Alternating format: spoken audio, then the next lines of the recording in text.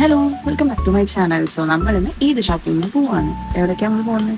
Ayyala ഇവിടെ അടുത്തുള്ള മോളാണ്. സോ നമ്മൾ എങ്ങനെ പോകുന്നത്, അവിടെ എങ്ങനെ ഉണ്ടായിരുന്നു ഒക്കെ നമുക്ക് കാണാം. ഓക്കെ, ഇപ്പൊ നമ്മൾ ഇപ്പോൾ ചിറ്റൂരിലാണ് പോയിക്കൊണ്ടിരിക്കുന്നത്. ഇവിടുത്തെ public transportation, main public transportation ഇതാണ്. എളുപ്പമായിട്ട് പോവാ, പിന്നെ ലൈക്ക് നമുക്ക് ചീപ്പാണ്, വേഗത്തിന്റെ ട്രാഫിക്കിനനുസരിച്ച്. അപ്പോൾ നിങ്ങൾ വിചാരിക്കുന്നുണ്ടാവും എന്താണ് എൻ്റെ സൗണ്ടിൻ്റെ വ്യത്യാസം എന്ന്. അത് സ്പീഡ് കൂട്ടുമ്പോൾ പിച്ച് അങ്ങനെ ആവുന്നതാണ്. Okay, so let's get back to video. നമ്മൾ അയാളെ പോയിക്കൊണ്ടിരിക്കുന്ന വഴിയാണ്. പ്ലേസൊക്കെ നല്ല രസമില്ല കാണാൻ. ദാറ്റ് റിയാലിറ്റി എന്താണെന്ന് വെച്ചാൽ ഇവിടെ മോസ്റ്റ് ഓഫ് ദ പ്ലേസസ് കാണാൻ നമ്മളെ ഇന്ത്യ പോലെ തന്നെ ഉണ്ടാവും. ഇങ്ങനത്തെ കുറച്ച് സ്ഥലങ്ങളൊക്കെയാണ് കുറച്ചൊരു പോഷ് ലുക്ക് ഉള്ളത്. സോ നമ്മളിവിടെ അയാള മാൾസിൽ വന്നിട്ടുണ്ട്, പക്ഷെ നമുക്ക് എവിടെയാണ് ഷോപ്പ് എന്താണെന്നും അറിയില്ല. ഇവിടുത്തെ പോയൊക്കെ അത് സംഭവം നല്ല കാണാൻ ഭയങ്കര സ്ഥലമൊക്കെ കണ്ടില്ലാത്ത പോവാം.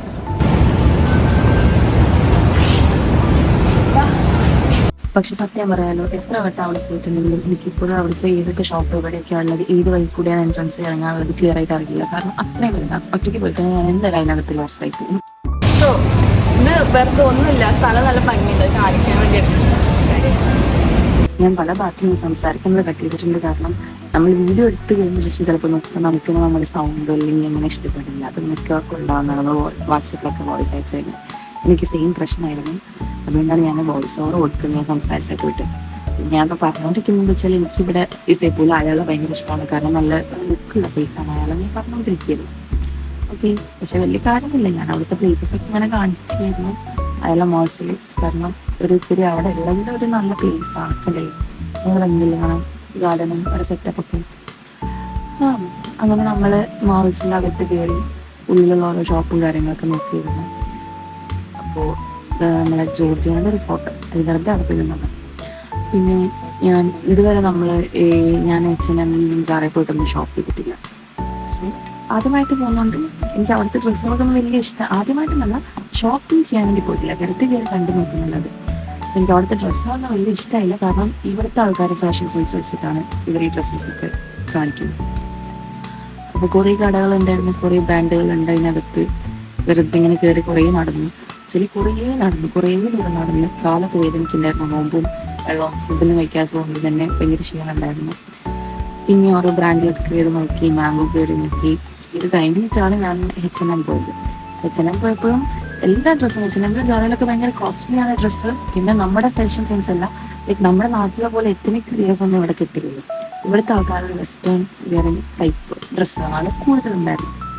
സോ കണ്ടു, ഇഷ്ടപ്പെട്ടു. പക്ഷെ ഭയങ്കര കോസ്റ്റ്ലി ആയതുകൊണ്ട് കാര്യമായിട്ട് അതിലേക്ക് അങ്ങനെ നോക്കാനില്ല. ഫോട്ടോസ് വെറുതെ കണ്ടു നിന്ന് ഡ്രസ്സൊക്കെ നോക്കി നിന്ന് അങ്ങനെ ചെക്ക് ചെയ്തിട്ടും ബ്രൗസ് ചെയ്തിട്ടങ്ങ് പോകും അവിടെ. സോ അവിടെ നിന്നൊക്കെ ഇറങ്ങി ഏറ്റവും മേലെ ഫ്ലോറിൽ മെട്രോയുടെ സൂപ്പർ മാർക്കറ്റ് ഉണ്ടായിരുന്നു. ഇവിടെ നിന്നൊന്നും പർച്ചേസ് ചെയ്യുമെന്ന് വിചാരിച്ചിട്ടല്ല കയറിയത്, ചുമ്മാ കയറി നോക്കാമെന്ന് പറഞ്ഞ് പോയതാണ്. പക്ഷേ ഞാൻ പ്രതീക്ഷിക്കാതെ തന്നെ എനിക്കൊരു കുർത്തി പോലത്തെ ടോപ്പ് ഇവിടെ നിന്ന് കിട്ടി. ഞാൻ അങ്ങനത്തെ ഇവിടെ കിട്ടുമെന്ന് എക്സ്പെക്ട് ചെയ്തതേ അല്ല, പക്ഷേ എനിക്കത് ഇഷ്ടപ്പെട്ടു കണ്ടപ്പോൾ.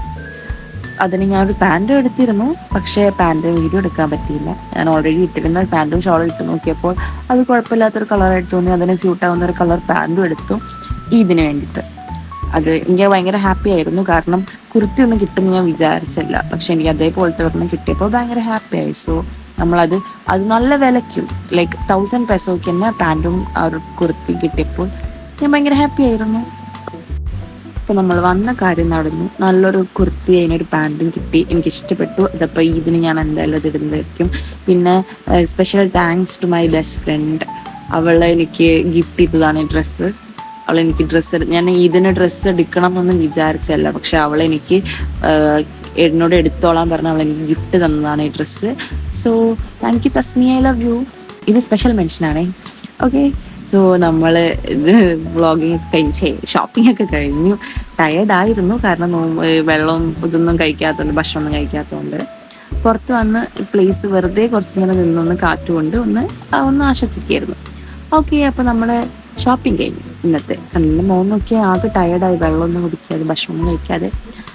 പോരാത്തതിന് ഇവിടെ നല്ല ചൂടുണ്ട്. നാട്ടിൽ മാത്രമല്ല, ഇവിടെ അത്യാവശ്യം ചൂടൊക്കെ ഉള്ള ക്ലൈമറ്റാണ്.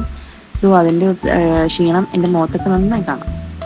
ഓക്കെ, അപ്പോൾ ഷോപ്പിംഗ് എല്ലാം കഴിഞ്ഞ് ഞാൻ എൻ്റെ പ്ലേസിലൊക്കെ ഇരിക്കുകയാണ്. ഇനി വേഗം വീട്ടിൽ പോയി നോമ്പ് തുറക്കാനുള്ള സെറ്റപ്പ് ഒക്കെ ചെയ്യണം. സോ നെക്സ്റ്റ് വീഡിയോയിൽ കാണുന്നവരെ ബൈ ബൈ.